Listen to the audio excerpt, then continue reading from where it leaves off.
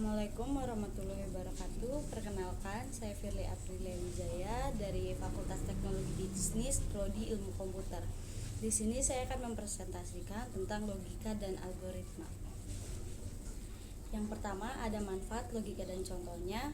Yang kedua ada fungsi algoritma dan contohnya, struktur dasar algoritma dan contohnya, contoh algoritma dalam kehidupan sehari-hari, contoh algoritma dalam kehidupan sehari-hari dalam bentuk pseudocode. Yang pertama, manfaat logika.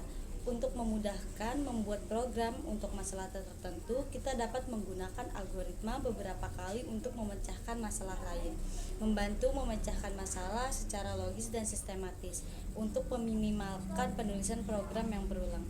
Contohnya, efisiensi. Algoritma membantu dalam menyelesaikan masalah secara efisien, baik dalam waktu maupun sumber daya yang digunakan. Yang kedua ada automatisasi. Algoritma digunakan dalam automatisasi proses seperti pengolahan data, analisis, dan pengambilan keputusan yang membantu mengurangi kesalahan manusia dan meningkatkan produktivitas. Yang ketiga ada optimisasi.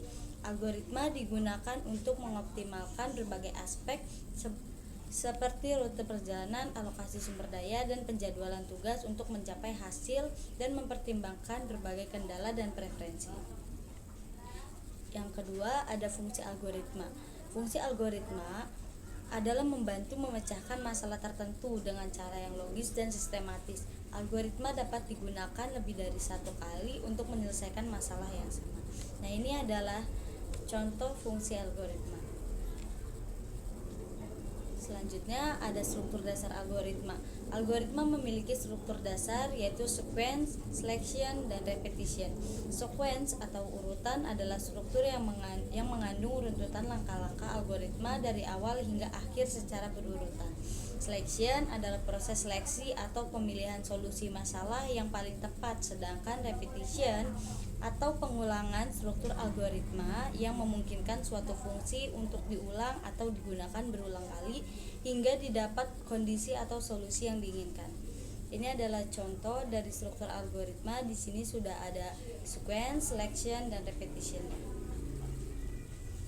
Selanjutnya contoh algoritma dalam kehidupan sehari-hari. Di sini saya mengambil contoh dalam kehidupan sehari-hari berbentuk memasak mie.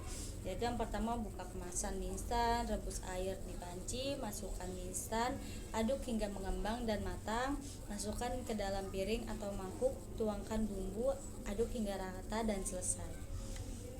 Nah, ini adalah contoh algoritma dalam kehidupan sehari-hari namun dibuat dengan berbentuk pseudocode. Oke, sekian presentasi dari saya.